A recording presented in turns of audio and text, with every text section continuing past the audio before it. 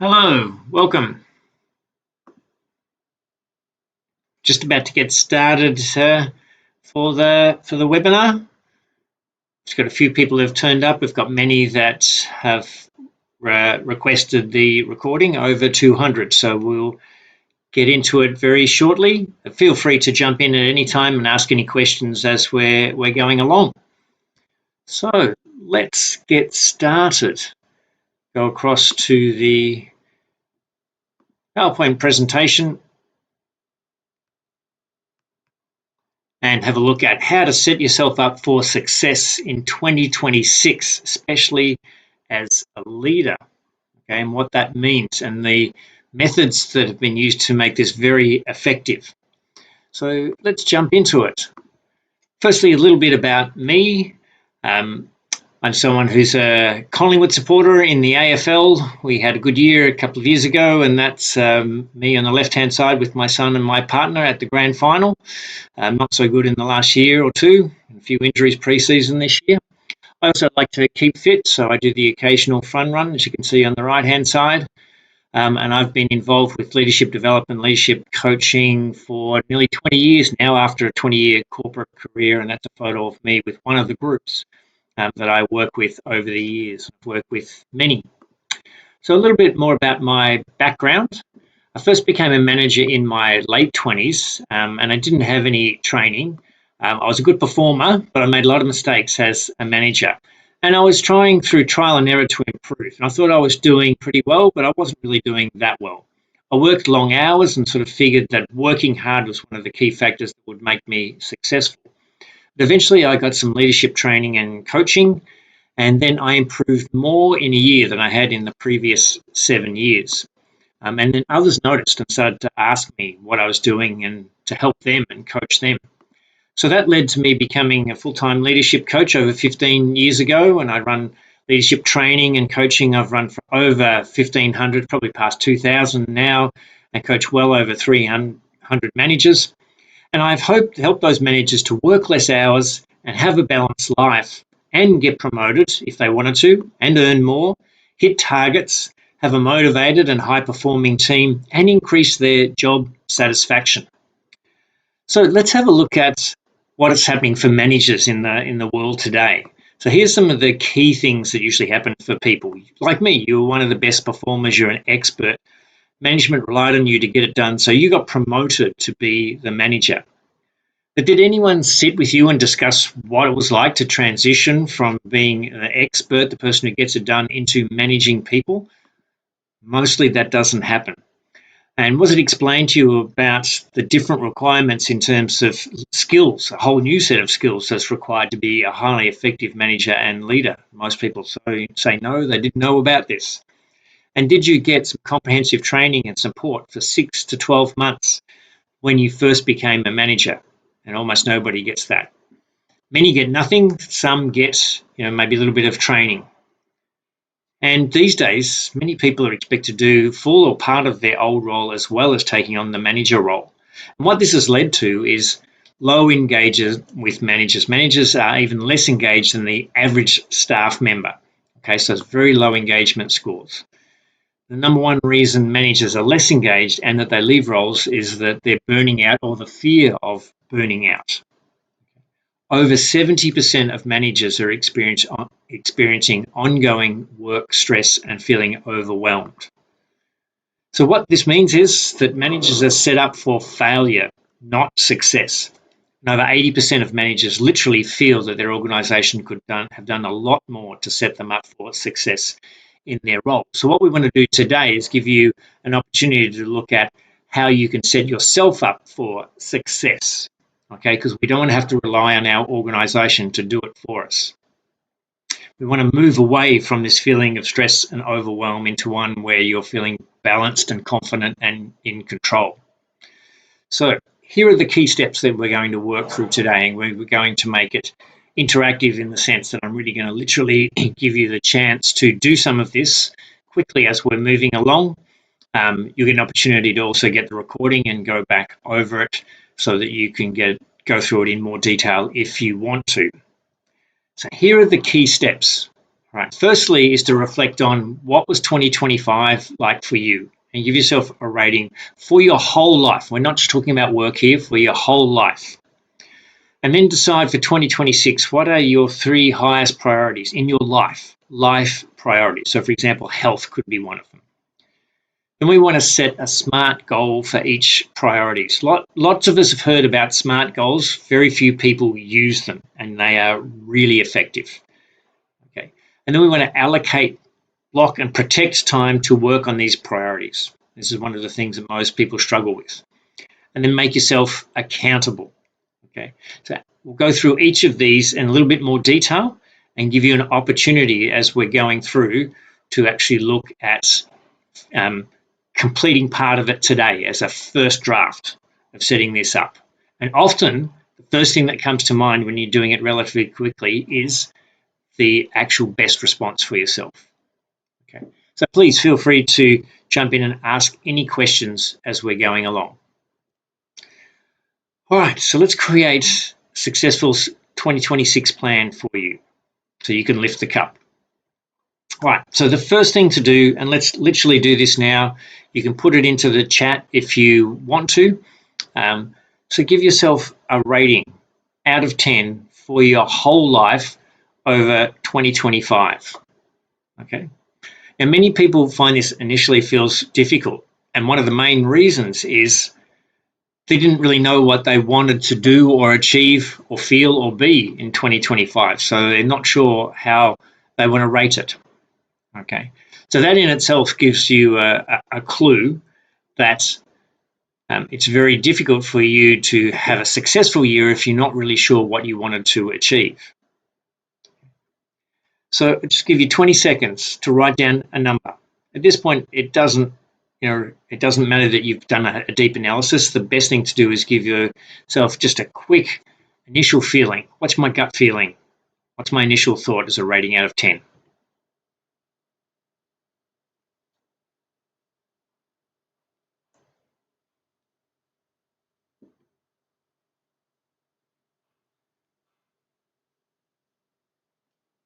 Okay, so most people are rating themselves between 4 and 7, all right? And what we want to do is set yourself up to be at least an 8, if not a 9 or 10 out of 10, where 10 out of 10 is you having a great 2026. It's not perfect by any means, but it's setting yourself up to achieve the things that you would like to achieve and feel across the year. So hopefully by the end of the year, you'll be giving yourself 8 or 9 or 10 out of 10 when you reflect on 2026. All right, so the second step here is for us to decide on your three highest priorities in your life for 2026. Okay, that's just at a high level view of what it is that you want. All right, so just depending on where you're sitting, it could be about your career, it could be about leadership, it could be about getting some balance in your life, which is one of the most common goals that comes up for the managers that I work with, because they're feeling that overwhelm and that disengagement that we spoke about earlier from the research. Okay, could be about some of your relationships at work, outside of work. So this is to give you a sense of a whole life priority, and it keeps us in perspective around our work life, because it helps us to make sure that we don't see work as the be all and end all and consuming us as we're going through 2026. Because for most people, when they reflect on their year, on their life, it's about outside of work things that are most important, health, relationships, more than how hard did they work or how many promotions did I get. Okay.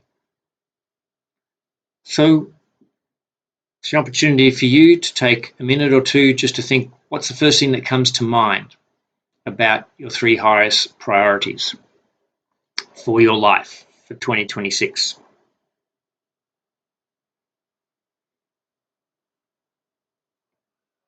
Okay, I'll keep moving along. As I said, you'll get an opportunity to get the recording of this, so this will be a way for you to look over it again, go through it on the video, and go do it in more detail if you want to. At least get something down as we're going along. So the next thing that we want to do is turn each of these into a SMART goal. Okay, where SMART refers to being specific, being measurable, being achievable, being relevant, and being time-bound, having a time frame around it. Okay. Then the second part of this, which is something that most people don't do, and a lot of people have no idea about, is connect to what are the benefits and feelings around achieving this goal. And it's a double check for our relevance, and it also helps us to dive below the surface and get to why is this important. So setting SMART goals helps to make it much clearer in our own mind and helps us break down into steps and set milestones along the way. For example, one of the most common ones is if we've got a health goal and somebody decides that 2026 what they want to do is get healthier. They want to exercise more and eat better. Okay, that is a very broad goal. It's not a SMART goal. To turn that into a SMART goal, we look at something very specific. So somebody might say, okay, so what could I do that would help me move more and exercise more? Oh, I want to give running a go. They might say, all right, there's a Melbourne half marathon in October. Okay, that's longer than I've ever run before. I think that would be a great challenge for me. Okay, so it becomes about setting that goal. I will run the Melbourne half marathon in October 2026. And that becomes specific about what it is that you're going to do, how far you're going to run, measurable, achievable. So you need to figure out if that's achievable. If you've never run before, that might be too big a stretch. But if you're someone who's run a few times, run 5 kilometres up to 10 kilometres occasionally, here and there, maybe you used to run, then that should be achievable. Relevant is where it connects into making you healthy. Okay, so we're doing this as a way to help you to become healthy because that was, in this example, somebody has identified that as one of their top 3 that they wanted to focus on. And then the time bound, we've got October specifically as the date that the event is on. And then that gives us an opportunity to break it down into steps and milestones of how often did you want to run per week in order to build up to the training. And then you could even set it in terms of how far each of those runs or over across certain months, what will the distances be? Okay. So that's where we want to turn it into something specific. The same if you're looking at a leadership goal, right? So instead of just going, I want to be a better leader to my team, or I want to create a high performing team, it would be turning it into something specific where it might be, I will mentor and coach 2 of my team members for all of 2026, meeting with them every month to help them grow in the skills that they see as most important. And we will have 10 meetings before the end of 2026. So setting something much clearer, much more specific. And then what we want to look at is, let's have a look again. How come I really want to achieve this goal? What are the benefits? How do I want to feel? Okay. So for the one about running the half marathon, might be about I feel more energy, like I'm healthy, and I want to feel proud and confident in myself. Okay. Might be that I want to feel fit and energized. So it's putting down something there about what are the benefits? What is it going to feel like when I achieve this goal? And this is where you do a double check in, because if you're not sure what the benefits are, or if you're not sure about the feelings, then is this really the right goal for you? So maybe we need to change. You need to look at changing that and connecting with something that is really important to you, that you know is going to give you a sense of some benefits, some improvements, and you know clearly what the feelings will be for achieving it. Okay, this is where it's okay to go back and change what your top 3 priorities are or rewrite your goals?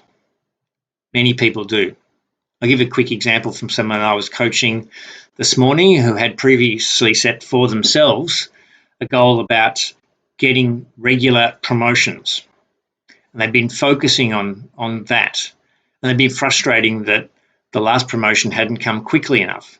They were also feeling like they were struggling a bit with confidence and at times getting a bit of a sense of imposter syndrome. So we checked in and had a look at why did he want the promotions? What was the purpose around setting that as a goal? And what came through was the feeling that, that means I'm progressing. Well, what do you mean? I asked, what do you mean by progressing? And it's like, well, growing and developing. So, what do you want to look at in terms of growing and developing? Could you be growing and developing without getting a promotion? Is that really what you're looking at? And he said, well, yeah, actually, growing and developing is actually more important than the promotion. And then he ended up rewriting his goals, his focus around leadership for himself and turning his team into a high-performing team. And he's working at the moment on setting the exact objectives and SMART goals around that. So that can be what happens here when you do the check-in with what are the benefits, how do I want to feel when I'm achieving this goal? All right, let's keep moving on. The next key part is to make sure that you're prioritizing by allocating, blocking, protecting time to work on these priorities. So you're not just trying to fit them in, you know exactly when you're going to invest time in them. Okay, and you have a system, a way of blocking time and protecting it. So if you're doing the goal around running the half marathon, it's not about, I'll see how I go running 2 or 3 times a week, if I get up early enough. Or when I'm not working and I'm too busy, I'll fit them in, either before I go to work or at the end of the day. That doesn't work very well. What you need to do is look at when you're going to run, in the morning or when you get home from work or at lunchtime, whenever it works for you. Okay, then block out the time, commit. Which days are you going to run?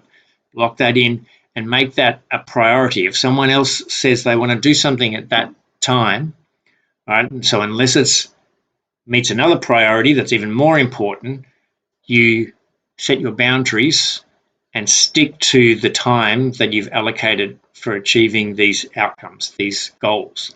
Same with the one around coaching and developing team members to improve your leadership skills. So when you block it, when you put in the time to have one-on-one conversations to coach and mentor your team members, then you stick to that. Right? You don't try and fit those meetings in around things and move them and change them and cancel them because you're busy at work. You protect them and make sure that they happen. And you need some sort of system or approach to make that happen.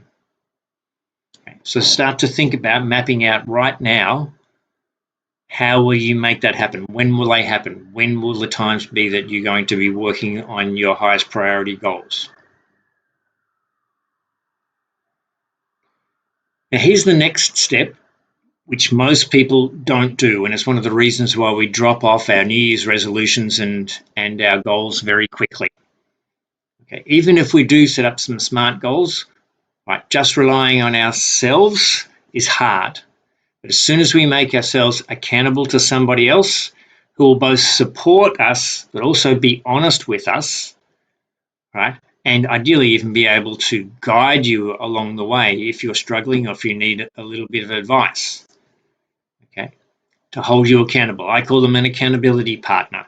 So schedule time to talk to your accountability partner. Sometimes it might only be 5 to 10 minutes. Sometimes it might be half an hour to an hour, but regularly.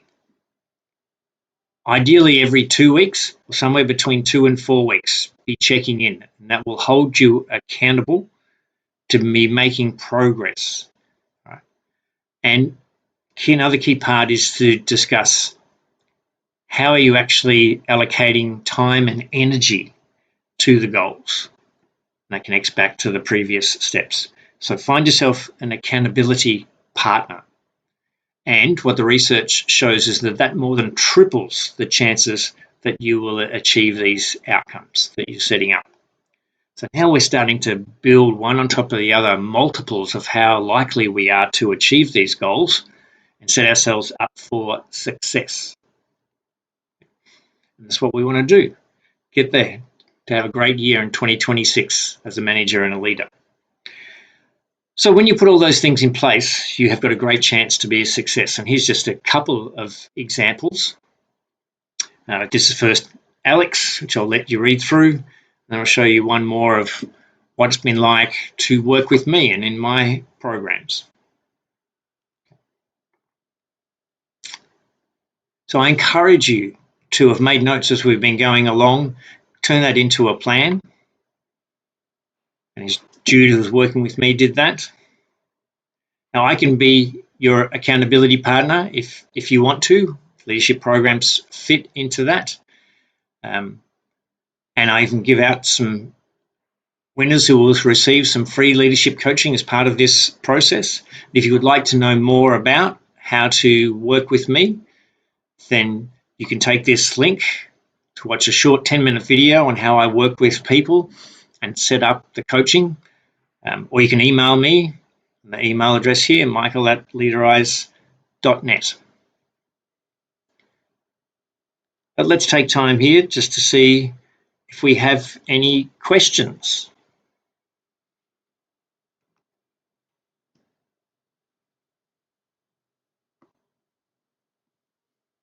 I'm all good, thank you.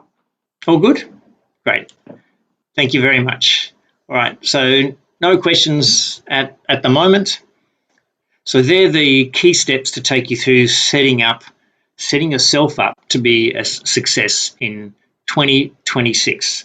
I guarantee you, with my experience and with the research, that these will make you 4 or 5 times more likely to achieve the goals, where you will see that 2026 is a successful year for you. Now, one of the biggest challenges for most people is that there are a lot of distractions that come in, and particularly at work. And unfortunately, our organizations operate in a way, as I said earlier, that tends to set us up for failure rather than for success. So I encourage you to really stick to putting this in place, create boundaries around these, protect those. If you have any questions along the way about making that work, then please feel free to contact me. You've got the email address, so I'll bring that back up again. And you can also contact me through LinkedIn. Happy to help you along the way any way that I can. So we'll wrap up now. All the best for creating 2026 as what I call a personal best year, setting yourself up for success and having a wonderful year across 2026 that you feel really satisfied and proud of and happy with by the time you get to the end of the year. Best of luck, and I look forward to seeing you again at another leadership webinar very soon. Thank you and have a great day.